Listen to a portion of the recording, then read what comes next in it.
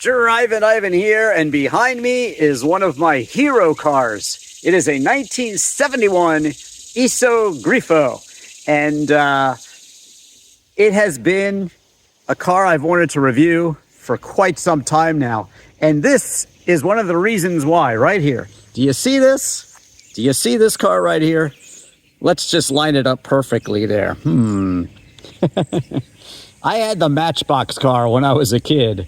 And so, like my Lotus Europa, it's just been one of those cars that I've loved the shape of ever since I was a little kid.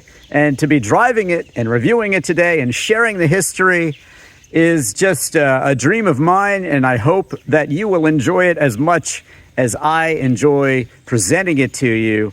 So, without further ado, I want you to smash that like button and subscribe. It really helps me out with the algorithm. But here we go with the full driving review of the Iso Grifo, and of course, the history too. Let's get going. Okay, let's get started with the shape. Look at that. Isn't that cool? Oh my. All right, and there we have the real thing situated next to the water here. Beautiful, huh? Don't you want to just sit in that hammock and just admire it? It's beautiful. I just said to the owner, do you just come out here and look at it in the garage? And I think he does. I think he's owned this car for a very long time. And man, it's just an icon to me. Maybe not too many people know about it.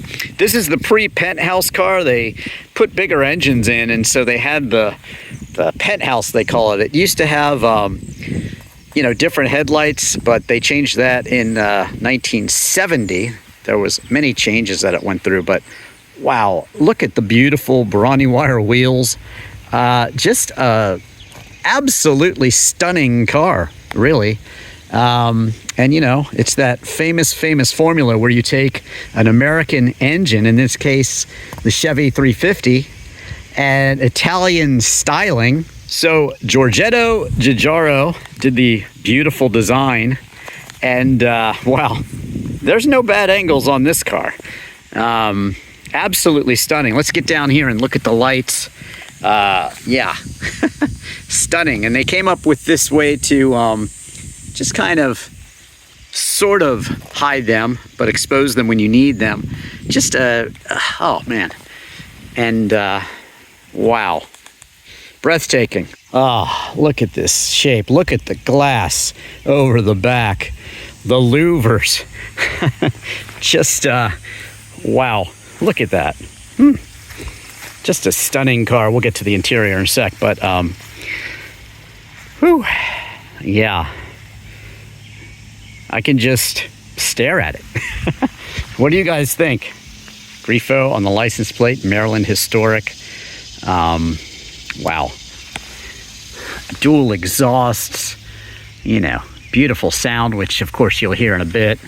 I am definitely looking forward to driving and reviewing this, but wow. So beautiful. And there you go. From my Matchbox car days when I was a kid, admiring the beautiful shape, to the real thing before me. I really just can't say enough about it. I just want to give it a kiss. It's gorgeous. Okay, let's get on to the interior. Woo, beautiful. Beautiful Italian styling outside and inside as well. Wow. Now, that's the griffin, which is really a mythical creature. That's what Grifo means in Italian. And it's a mythical creature with the body of a lion and the head and wings of an eagle. And, of course, that is the Iso really emblem there, the shape there and everything. That's so cool. On the wood steering wheel. Absolutely gorgeous, beautiful bucket seats with pretty sufficient side bolsters for the day and age. Luggage holders back there, and that beautiful glass. Wow. Let's take a look at it from the outside again to the inside. Just, oh my God. Such a stunning, stunning car. And wow, you've got a 4-speed Muncie transmission in this case, and all the gauges that you would expect, starting on the left-hand side, the temperature, and got a gas gauge. Look at that, showing 15,000 miles. And again, the owner has had this for decades. Beautiful, beautiful gauges all the way across. There you go. Iso Revolta. That was the company. Again, the Revolta was a car that Renzo Revolta, we'll get more into this, but he was a successful maker of basically scooters, and then he designed what became the BMW Isetta, but he sold it in Italy first. But when he licensed it to BMW, that's where he got the money to start making his grand touring cars. And with Giotto Bizzarini, together, they came up with this car. They had a parting of ways, I'll get into that later, but it resulted in this absolutely stunning, stunning, stunning automobile. Interesting facts here about the interior. You know, a dealer would have put in perhaps a radio there, and the designer didn't like rear view mirrors, so those were also added by the dealers. Look at that little snicky stick shift there. The windows, a real handbrake, of course. You got this locked compartment here. Beautiful blue carpet. Grab bar there, which is kind of cool. And wow, look at that. The wipers there, and these are the light switches on the side, and then you have the turn signal stalk here. There's your 3 pedals. Yeah, I know you people like the steering wheel straight when you're doing these. Some people are very OCD, but yeah, beautiful wood steering wheel, wood across the dash, leather. Look at the texture of the door cards there. You got your little air conditioning window there, and wow, little light up top there. Beautiful. Even the headliner is gorgeous in this car, along with the sunshades. Yes, it has air conditioning, and this is how you control it, the fan and, you know, that sort of thing. And then this controls heat and air conditioning separately. Of course, this being an Italian GT car, you have to have your cigarette ashtray and things like that. Very, very period correct for an Italian car. This is how you pop open the glove box there. And wow. Whoop. Well, you got to hold the button in to get it to close, right? There you go. Italian engineering can be tricky at times. But look at this. Beautiful, beautiful back deck there. Some storage down here. And wow, the whole interior is just like the exterior, is a thing of beauty. Again, across these gauges here. Wow.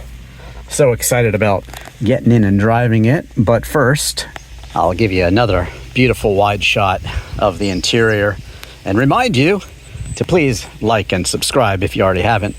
I also have a link below to buy me a coffee, and I have a lot of cool links associated with other cars associated with this one, like the Bizzarini and everything else.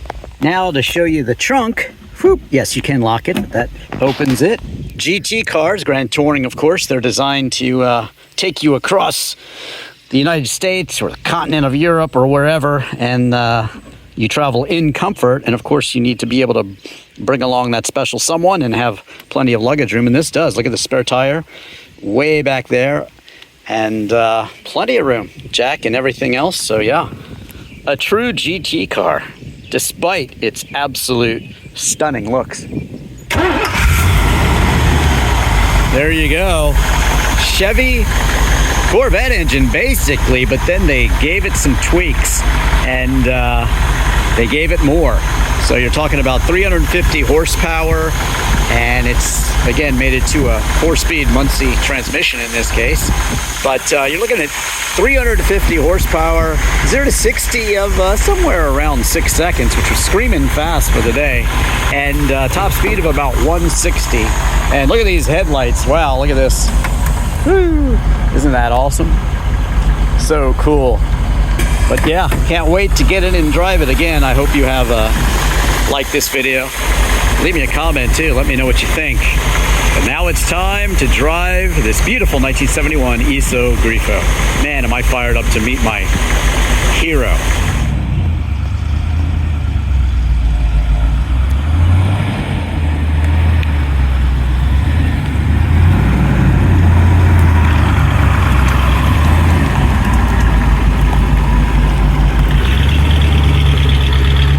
Okay, I'm so fired up here. The clutch, actually it's a pretty heavy clutch, but the shifter, wow, it's so delicate, tiny, and the throws are just kind of beautiful. All the way over is reverse there. Wow, it's such a beautiful, delicate stick. Just, wow, snicky and really beautiful. Different than the T10 from the Beatle, but that's a nice surprise. Already, I love it. Wow, wow, wow. No power steering. So initially, when you get in, it is a lot of effort at low speeds for the steering, but the rumble. It is. Wow. There's more play in the steering, you know, of course, if you're used to modern cars. There's a curvy sign ahead, but this is, you know, this is a GT car, and it is just a car that you want to get in and drive. First gear does have long legs, so and stretch it a bit. I'll go ahead and shift into second, and there we go. Wow, it's got that sort of sound, the feel that you get, of course, from the engine is just, you know, big American Corvette.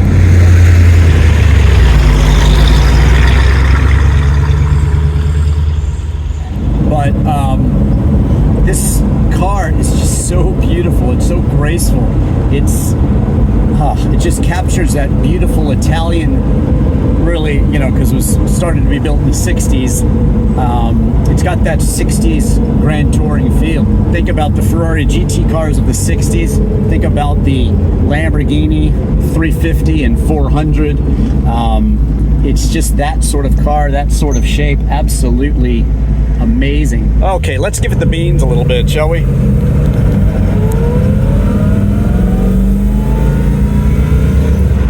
Woo! Yes, when you're in a car like this,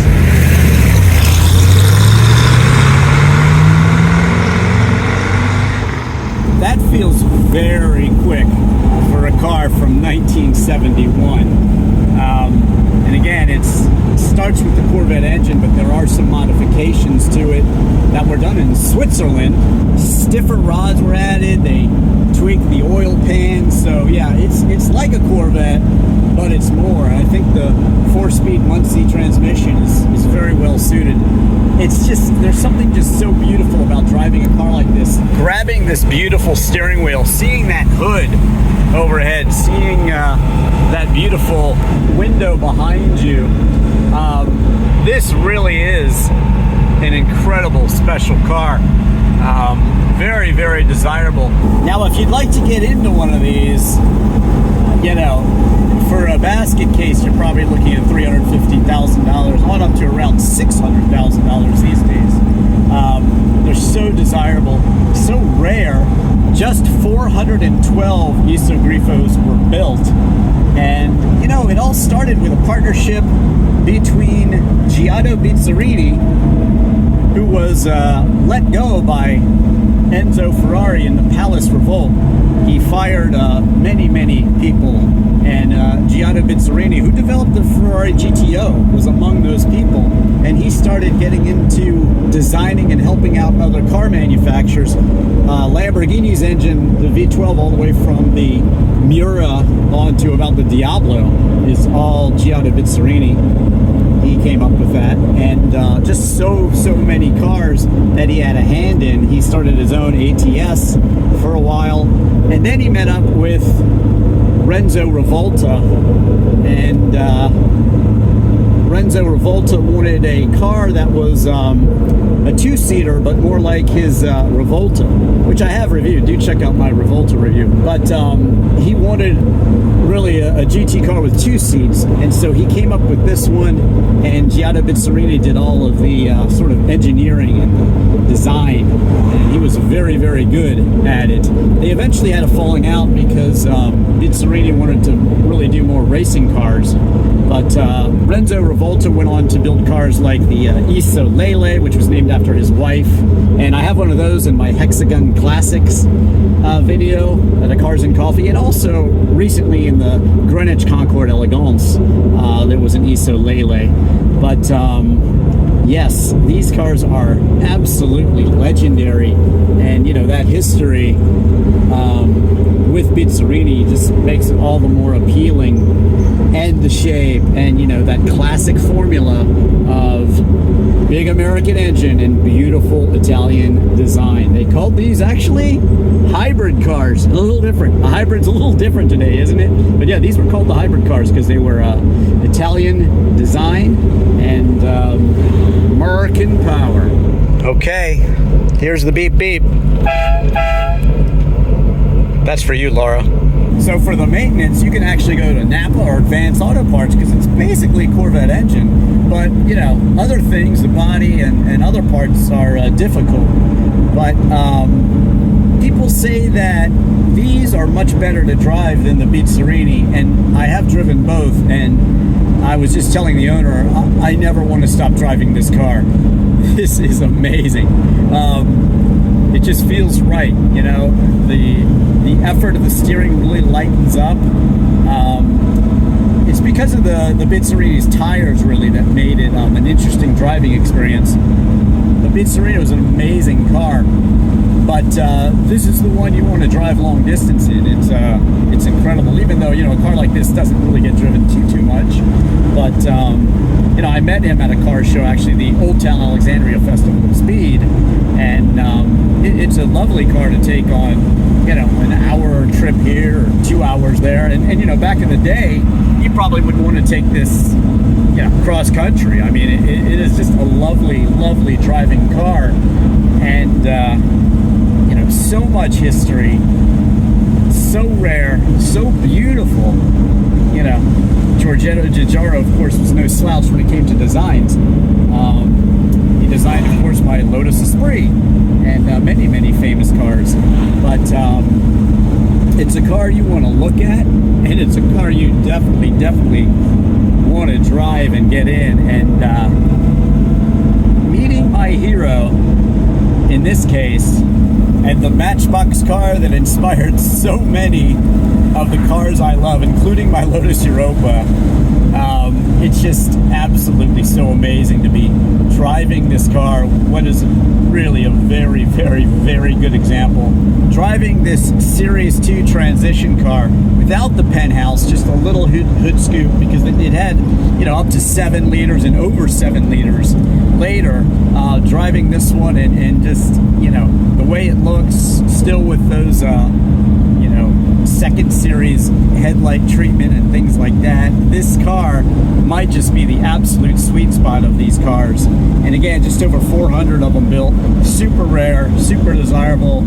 And so, having met one of my hero cars, inspired by that Matchbox car so many years ago, I am absolutely impressed.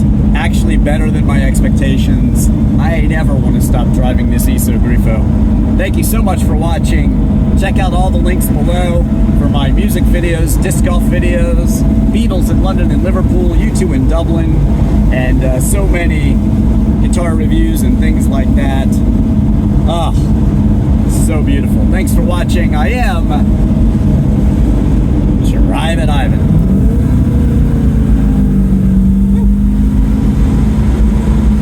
Hi, I'm Brian Redman, 61st year of racing, and thanks for watching Drivin Ivan.